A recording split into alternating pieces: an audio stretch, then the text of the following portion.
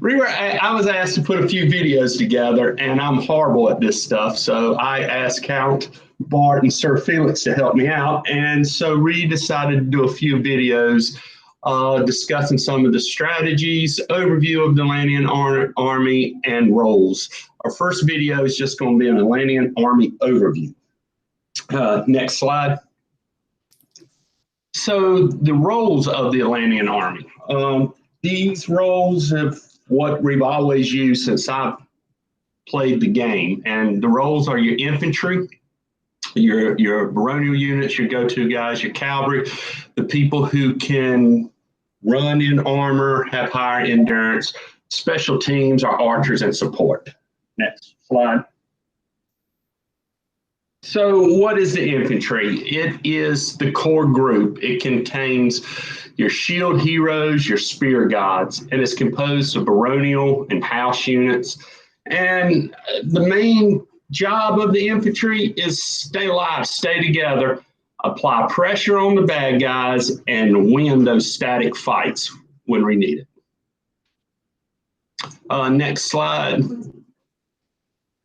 The cavalry. Okay, the cavalry is a smaller group. It contains fast-running, high-endurance fighters and of all experience. When I was in the cavalry, it was people from Duke Michael of Bedford all the way to me and at my first year. So it's not the greatest fighters per se, but it's people who are willing to run, who have that endurance, and basically who are willing to mix it up. It can be composed of baronial or household units.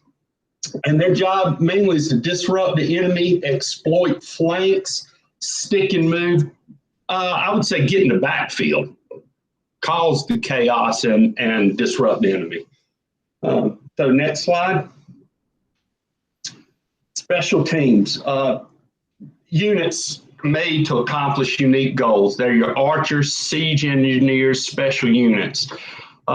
The examples we have here are harassing the enemy, open gates with trebuchets, trip enemy spears, and etc. And mainly, these people are also your great weapons. They'll be asked to come during certain scenarios and certain battles. A whole lot more used on limited fronts or those weird battles where we need the siege weapons or the 30-foot spear archers. So they are kind of a niche unit, but just as important to the Army as everything else. Next slide. Support. Oh, I'm just reading the card. I like poisoning enemy whales. Let's just start with that right off the get-go. And I don't think we're kidding here.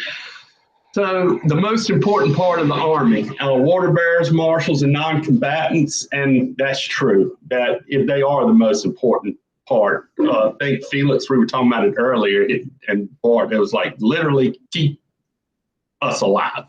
It keeps the shields, the spears, the archers, the siege engine personnel alive.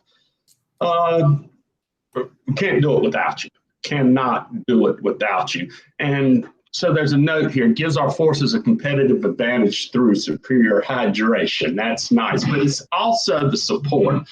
Believe it or not, fighters, we love to fight, but we also love the game, and we love that people come around and support us when we're doing it, because that's what we're there to do, is have fun, and we want everyone around us, and the more support helps us too. Yeah, don't feel like that you can't get involved by just showing up and watching and coming out to support us. I mean, fighters love it when you watch the battles and are there after the battles, you know, when we're all clapping each other on the shoulders and celebrating. I mean, it means a lot to us for you to come out. So you don't just have to come out and help us by water bearing or marshaling. Just coming out and being part of the whole, you know, spectacle of war by being on the sidelines and supporting Atlantia helps us out a lot. It gives us, you know, that cheerleading effect. It makes us proud to represent you when we're on the field.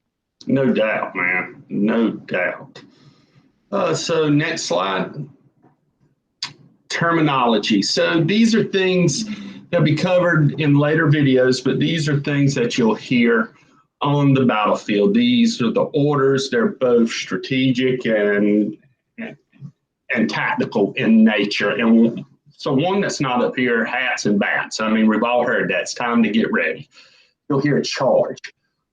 Charge, there's general charge, pulse charge, and column charges. We'll get into what they are a little bit later. Advance, just move the infantry up. Let's get to where the fighting is. Shift left, shift right.